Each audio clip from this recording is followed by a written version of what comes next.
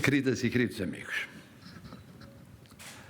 não podia ser mais oportuna a reflexão a que lançou ombros.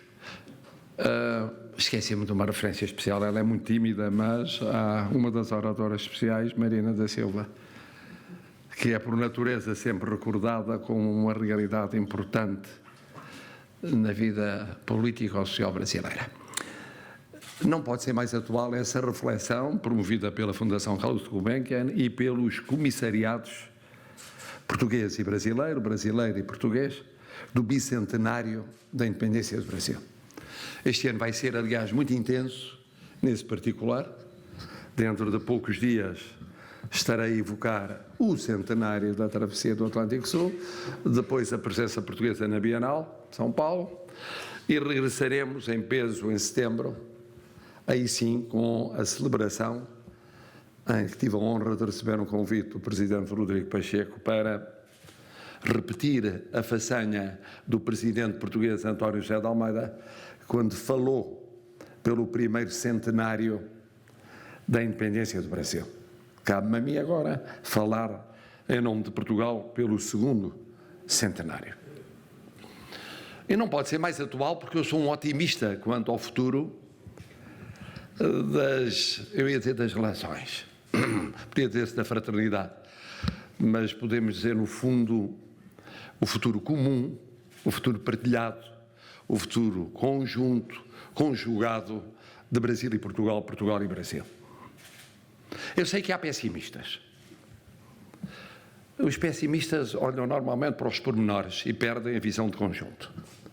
É bom acompanhar as preocupações dos pessimistas, porque eles olham para a conjuntura e há, ao longo de 200 anos, conjunturas melhores, conjunturas piores. Há encontros mais fecundos e menos fecundos. Há empatias mais acentuadas e menos acentuadas. Depende dos ciclos políticos, económicos, sociais de cada um destes dois grandes países. O Brasil, uma grande potência mundial e não apenas regional, e Portugal, à sua maneira, sustento eu, de outra forma, uma grande potência mundial. O Brasil é uma grande potência mundial pela natureza dos factos, das virtualidades, das riquezas naturais, das riquezas humanas, do posicionamento geopolítico, da abertura ao mundo, da maneira de ser brasileira. E, nesse sentido, tem um papel sempre fundamental a desempenhar, liderante, no subcontinente a que pertence, no continente em que se integra e no universo. Portugal, por aquilo que é não só a nossa diáspora, mas, sobretudo, por aquilo que é a nossa vocação histórica, plataforma de diálogo entre culturas, civilizações, oceanos e continentes. E que coincidência haver esta celebração em vésperas da Cimeira dos Oceanos em Lisboa e logo a seguir de mais um dos inúmeros fóruns luso-brasileiro, jurídico, na minha escola, já no decurso da semana que vem. Estamos, portanto, não é condenados a vivermos em conjunto. Estamos convidados a vivermos em conjunto. E o que é facto é que aceitámos o convite. Às vezes há minorias que não aceitam esse convite, mas o que interessa são as maiorias. É evidente que não há história se não houver líderes que fazem a história, mas não há história se não houver povos que façam a história. E os povos mandam mais que os líderes. Eu sei que isto não é muito ortodoxo. O ortodoxo é dizer que os líderes são fundamentais para fazer a história. São, se os povos quiserem essas lideranças, se as sustentarem duradouramente, se lhes derem um substrato económico, social, político, estratégico, para eles exercerem as lideranças. Eu acompanhei muito de perto o que foi aqui discutido. Começou da melhor maneira. Começou com o painel de honra, o painel presidencial. E foi da melhor maneira porque permitiu que dessem o seu testemunho líderes que marcaram a história dos dois países. Foi pena que outros não tivessem podido, nomeadamente o Presidente Fernando Henrique Cardoso, intervir, mas não foi possível, por razões que todos acompanhamos. Mas foi muito importante ouvir o Presidente Ramalhianos, que representa o início da nossa democracia, a transição da revolução para a democracia, dar o seu testemunho enquanto Presidente e enquanto alguém que reflete décadas envolvidas sobre as relações entre os dois países, acerca do futuro. Do futuro, não apenas do passado, mas do futuro. Eu tenho repetido esta frase vezes sem conta: eu não tenho saudades do passado, tenho saudades do futuro. E é assim que devemos ter saudades da nossa conjugação, da nossa convergência Brasil-Portugal, Portugal-Brasil. Depois o Presidente Cavaco Silva, mais perto de nós, contou a sua experiência, do muito que lutou pela aquilo que já devia estar concluído, a saber, o acordo entre o Mercosul e a União Europeia. Tem custado a ultrapassar alguns obstáculos europeus. Também falou da importância da CPLP, sendo certo que, para sermos justos, o Brasil nunca faltou a nenhuma cimeira da CPLP. Pode estar representado por vice-presidente, mas vice-presidente representa o Brasil. E o que é facto é que também o Presidente Temer deu o seu testemunho sobre o tempo que viveu, como vice-presidente, depois como presidente, e agora a análise que faz retrospectiva. 3 painéis se seguiram, olhando para o futuro. A estratégia, e aí os estratégos falaram do futuro. Os estratégos analistas, os estratégos candidatos a serem protagonistas do futuro e os estratégos que são um pouco das duas coisas. Depois, a economia. E sobre a economia, naturalmente, aí veio tudo que de muito bom foi feito ou poderá ser feito, e sobretudo poderá ser feito, e tudo aquilo que demorou um pouco a fazer ou está a demorar demais a fazer. E aquela eterna discussão sobre se somos complementares ou não na economia, são questões que os povos resolvem por si, antes mesmo de as empresas e os políticos decidirem mais tarde. E, finalmente, a ciência e a tecnologia, leia-se a inovação, ligada à educação, à cultura e às qualificações em geral. Como vos disse, não vou falar do passado. Do passado falarei um minuto àqueles que tiverem a bondade de me acompanharem mais tarde no jantar no Palácio que é Luz. Foi uma escolha minha, precisamente por causa desse passado. Porque é que nós temos um passado que mais nenhum outro império colonial teve e porque é que esse passado é interessante conhecer para perceber o presente e o futuro. Mas do passado já sabemos tudo. Gostamos mais ou gostamos menos. Sabemos que Portugal fez coisas boas e coisas más, que houve partilhas felizes e partilhas infelizes, que o balanço dessas partilhas deve ser feito sempre, sem complexos, sem medos, sem temores, e assumindo as responsabilidades. Disso resultou uma presença portuguesa que está lá mesmo quando não está. Apesar da importância de comunidades de muita outra origem, se formos ver quantitativamente, a presença portuguesa está em descendências diretas e indiretas, remotas e próximas, numa percentagem esmagadora daquilo que é o povo brasileiro. Dir-me-ão, não importa, e verdadeiramente pode não importar para construir o futuro. Mas está lá, existe, e não vale a pena negar, porque ao lado de muita coisa menos boa, teve coisas boas, e essas coisas boas podem valer como lição, tal como aquelas que foram más. Falemos então do futuro, da estratégia. E estes 3 tópicos, naturalmente, são fundamentais e interessam aqueles que são ou líderes políticos, ou líderes económicos, ou líderes sociais. A estratégia. Na estratégia é óbvio que se o Brasil é uma grande potência, terá de ser multilateral. Tem as suas fraternidades, tem as suas pertenças, tem as suas cumplicidades, nomeadamente no quadro subcontinental e continental, mas é multilateral.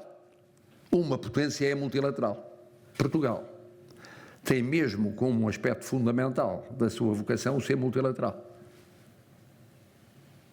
Isto nos aproxima. Nas Nações Unidas, nas organizações quais universais, isto nos aproxima. Nos grandes temas globais que só podem ser resolvidos multilateralmente, o clima, os oceanos, as migrações, os refugiados, os terrorismos, a fome, a miséria, as desigualdades económicas, sociais, culturais, não há como ignorá-las. Pode não se gostar, pode não se chamar a isso a prioridade política explícita, mas está lá. É uma prioridade implícita. Qualquer poder político que recusa a admitir, recusa durante um tempo, depois a força dos factos impõe-se de per si. Mas, além disso, depois temos traços de relacionamento transatlântico. Atlântico Sul, Atlântico Norte. E aí entra, nomeadamente, a CPLP. É verdade que para uma potência como o Brasil pode ser tentador, e foi muitas vezes tentador, preferir a política bilateral ao papel da CPLP. Entender que a CPLP, de alguma maneira, diminui uma estratégia externa que melhor é conduzida bilateralmente. Cada qual escolhe o seu destino. Para mim é uma evidência que não são realidades opostas. O peso bilateral é muito, a CPLP oferece, perante a dimensão, a localização estratégica em todos os continentes, em contacto com praticamente todos os oceanos, em alguns casos de potências regionais ou quase regionais, que podem vir a ser, noutros continentes, oferece um mundo de oportunidades que não é por acaso que leva as grandes potências do mundo a quererem ser observadoras associadas da CPLP. Não há caridade cristã nestes particulares. E, portanto, não é por uma obra de misericórdia que há o interesse que há das potências globais, das que não eram, mas que se passaram a regional e querem voltar a ser globais. Daquelas que emergiram como globais e as que estão a demorar a emergir como globais. E das outras, um interesse na CPLP. Não faz muito sentido que ninguém da CPLP se desinteresse daquilo que interessa ao resto do mundo. O mesmo se dirá do mundo ibero-americano. É uma evidência. E é uma evidência fascinante, porque é um mundo que gosta de oscilações pendulares radicais, se possível, mas isso é próprio da juventude, e mesmo da juventude que permanece com alguma idade também já de experiência, uma juventude intelectual. É um mundo importantíssimo, e que é importante para o Brasil, é importante para Portugal. Depois as parcerias as mais diversas, próprias do multilateralismo, em todos os continentes, são fundamentais. Quer isto dizer que a CPLP tem de estar de acordo sempre sobre tudo, em cada momento da história? Não. Há uma pluralidade que tem a ver com as inserções geográficas, geopolíticas e com os contextos do momento. O que é um fórum privilegiado de encontro e de encontro a todos os níveis. E, portanto, do ponto de vista estratégico, podemos discutir se há ciclos de maior convergência ou outros ciclos de menor convergência, se há empatias de lideranças ou menores empatias. Aí sim é inevitável haver no futuro, e cada vez mais no futuro, um encontro, uma confluência entre Brasil e Portugal. E da economia? Dir-se-á da economia, há ótimos exemplos. O Brasil aqui no aeroespacial, por exemplo, em muitas atividades no domínio da saúde ou noutros domínios. Portugal no domínio das energias renováveis no Brasil. Outras foram ensaiadas. O sucesso não foi exatamente o mesmo no domínio das comunicações, das telecomunicações, mas nas infraestruturas, a passos diferentes, tem havido avanços, mas estamos a olhar sobretudo para setores estratégicos, também mais a banca, ou mais a atividade seguradora e outros domínios assim. E perdemos de vista que, por um lado, que o tecido empresarial português tem a 90 e tal % de pequenas, médias e às vezes microempresas. Perdemos de vista a startup e a revolução digital. Perdemos de vista a transição energética, que é um imperativo, como a transição digital, como a transição das qualificações. E perdemos de vista que o Brasil, em tudo isso, tem centros de excelência, tem potencialidades únicas, e em vários casos, incluindo a ciência e a tecnologia, tem vindo a dar passos, de que se não fala muito, mas são passos promissores para o futuro. Isso liga com a componente científica, tecnológica e cultural. E já nem falo do intercâmbio cultural óbvio que existe. Podia ser muito melhor, podia. Disso falarei na Bienal de São Paulo, quanto ao problema do livro, por exemplo, ou quanto a problemas que têm a ver com algumas expressões culturais. Mas o que existe de convergência no domínio da cultura natural e que permaneceu através dos tempos é impressionante. É natural, mas é impressionante. É natural, mas é impressionante. Portanto, estão a ver a razão do meu otimismo. Podemos fazer mais, podemos. Podemos fazer mais com um protagonismo maior de uma parte e de outra, de liderança política, económica e social, sim. Num mundo complicado, porque é um mundo atravessado nos últimos tempos por crises económicas e sociais cada vez mais globais, por uma pandemia global e mais duradoura do que se esperava, e agora por uma guerra, que só um simplismo muito grande converte numa guerra regional ou mesmo localizada. Só quem estiver verdadeiramente distraído é que pensa isso. Não é. É uma guerra, como as guerras têm sido ultimamente sempre, guerras globais, através de proxies, umas vezes mais diretas, outras vezes menos diretas, mas aqui nem é de proxies que se trata. É de confrontos muito claros, relativamente à balança de poderes, à balança geopolítica do mundo no futuro próximo. Não perceber isso é estar um pouco distraído em relação àquilo que está a passar. Mas não é esta a principal razão do meu otimismo. Não é nem a estratégia, nem a economia, nem a ciência e tecnologia. Que me perdoem aqueles que são sabedores dessas matérias. Eu sou um simples mortal, um cidadão que tem como função representar um povo. E para mim, os povos são mais importantes. E os povos optam antes de optarem os governantes, os líderes empresariais, os líderes políticos, os líderes laborais. Em Portugal, os portugueses optaram quando votaram com os pés, emigrando no fim da ditadura, para outros países, querendo dizer, não podemos votar cá dentro, votamos lá fora. Queremos outra coisa.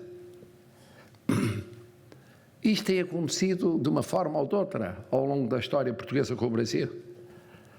Já várias vezes o disse, e disse no outro dia num discurso público.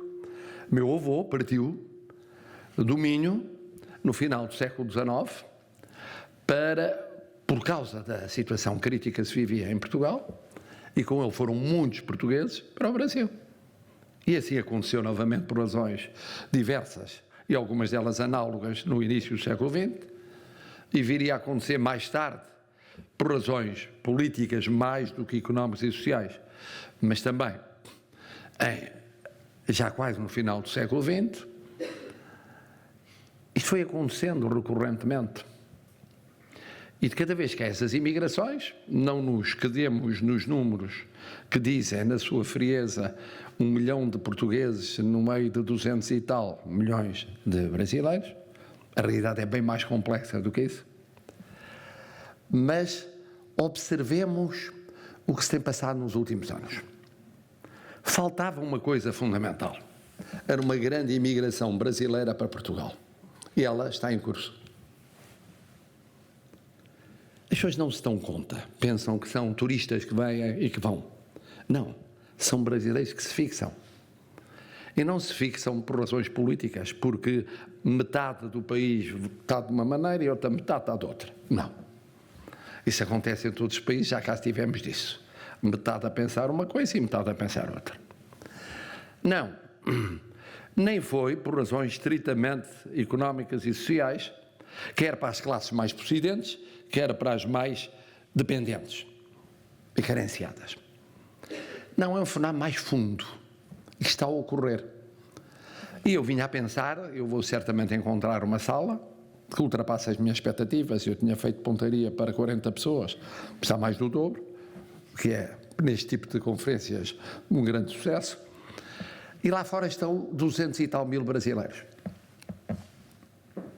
Lá fora, mas lá fora é mesmo à esquina. Eu vinha para cá, parei num sinal de trânsito e tirou uma selfie do automóvel dele, ou melhor, da furgoneta dele para o automóvel onde eu vinha. E fui a Braga, e em Braga encontrei que metade dos encontros que tive durante o 10 de junho eram com brasileiros. Quase tantos como os portugueses. E perguntei, em Braga? Em Braga. Há uma classe média vinda dos mais diversos estados do Brasil. Média, média baixa, média alta. Não a classe alta ou a classe média alta de alguns subúrbios de Lisboa, nem a classe média da área metropolitana de Lisboa e do Porto, que escolheu Braga. Está a transformar o retrato social de Braga. Isto acontece com outras cidades médias ou médias altas portuguesas. Isto acontece todos os dias. E porquê é que vieram para cá? Porque houve várias pequenas mudanças importantes, a mudança da legislação quanto aos direitos e ao estatuto dos descendentes num grau mais longínquo de portugueses, pela circulação na Europa, com o estatuto de cidadão europeu ou equiparado, mas por opção de vida. Dir-me-ão, mas 200 mil em 200 milhões de brasileiros, o que é isso? Nada. Mas 200 mil em 10 milhões de portugueses é muito. Começou a mudar o nosso panorama religioso. Temos hoje uma comunidade evangélica em Portugal, de centenas de milhares, que não existia há 10 ou 15 ou 20 anos. Tem expressão política. Isto é, isto muda. Não sei se os políticos estão conta disso. Eu passo a vida a chamar a atenção para isso, mas as pessoas olham para mim com um ar enfastiado, achando que é um mero somatório de selfies ou de encontros na rua. Não é. Não é. É uma realidade social. Porque há dos mais pobres aos mais ricos, mas a grande maioria é média.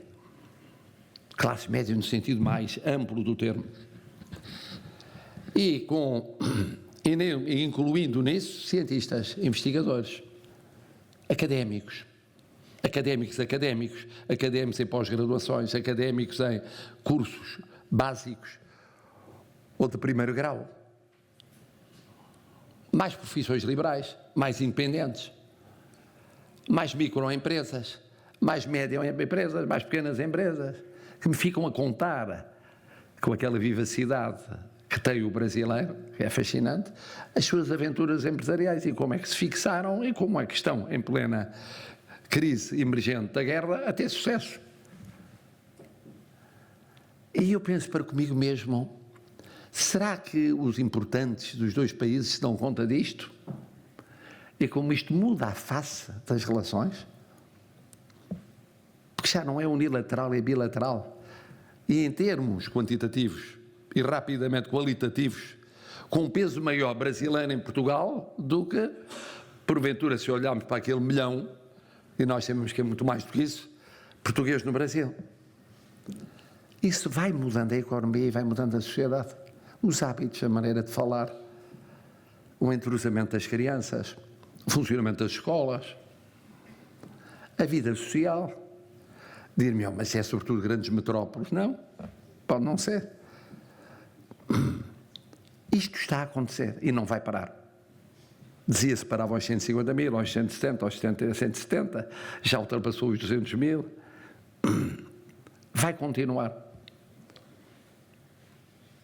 E não tem paralelo com aquilo que se passa também no Brasil, em que há uma comunidade portuguesa, uma mais velhinha, mais tradicionalista, mas outra comunidade mais jovem, mais dinâmica, mais inovatória, que ou vai para lá ou circula entre os dois países. Porque estas migrações, em muitos casos, são isso. O funcionamento em rede com o digital e a circulação das ideias, das convicções das pessoas, primeiro não física e depois física, a um ritmo crescente. Isto está a acontecer, é imparável. É imparável. E por isso o futuro só pode ser promissor. Porque sendo imparável, os povos já escolheram. Já escolheram, estou a escolher todos os dias. E é bom que aqueles que são responsáveis pelos povos percebam isso. Porque se perceberem, tiram proveito deste fenómeno. Está ali o magnífico reitor da minha universidade, agora é perpétuo, liberto das tarefas executivas terrenas, que realmente sabe. Eu sei o que era no início ter umas dezenas de estudantes brasileiros, depois centenas, depois milhares. E no somatório, muitos milhares. Dos 30 mil alunos que tive, 30 a 40 mil, ao longo da minha carreira, foram muitos milhares os brasileiros. Não sei se 4 mil, 5 mil, mas comparativamente é muito. Fora das universidades brasileiras onde estive. Digo, em Portugal. Ao longo de décadas. Foi galopante. Está a ser galopante. E ao comemorarmos os 200 anos, é nisto que temos que pensar. É evidente que é muito importante celebrar o passado. É muito importante evocar esse passado. É muitíssimo mais importante para uma potência cheia de futuro como o Brasil. E para uma potência que terá sempre mais ou menos o mesmo futuro que está neste momento a ter no presente, discretamente. Mas apesar de tudo com o secretário-geral das Nações Unidas, apesar de tudo com o diretor-geral para as migrações, apesar de tudo com personalidades em posições-chave que só estão porque obtêm o consenso de potências contraditórias, é muito importante para nós dois o retirarmos todas as virtualidades daquilo que é o nosso presente e o que já começou a ser o nosso futuro. Portanto, eu fico feliz por as comemorações serem, como têm sido até agora, auspiciosas. E estão em magníficas mãos de um lado e do outro. Mas fico sobretudo feliz por encontrar na rua, todos os dias, na praia, no campo, na cidade, no interior, no litoral, nas ilhas, uma coisa que é mais vasta, que é mais forte, que é imparável, como encontro, das vezes que vou ao Brasil, que não encontro ninguém português que não admire o Brasil, que não queira apostar mais no Brasil, independentemente dos ciclos. Eu costumo dizer, passam os políticos, passam os líderes empresariais, até passam as empresas, passam os líderes laborais, passam as organizações laborais. Estamos num período de desconstrução e reconstrução, cheio de movimentos inorgânicos. Há uma coisa que continua, os povos. Esses é que não há como fazer para que não continuem. E para aqueles que acreditam em democracia, é evidente que eles são a fonte da legitimidade da democracia, e para os que não acreditam não têm outro remédio se não vergarem-se a esse facto porque de uma forma ou de outra têm de conquistar os povos, mesmo que não seja adorando a democracia. Eis porque felicito esta iniciativa, agradeço aos comissários e testemunho uma fé inquebrantável no futuro daquilo que é a nossa confluência duradoura, sempre renovada, sempre diferente, mas duradoura, entre esse grande Brasil e esse grande Portugal.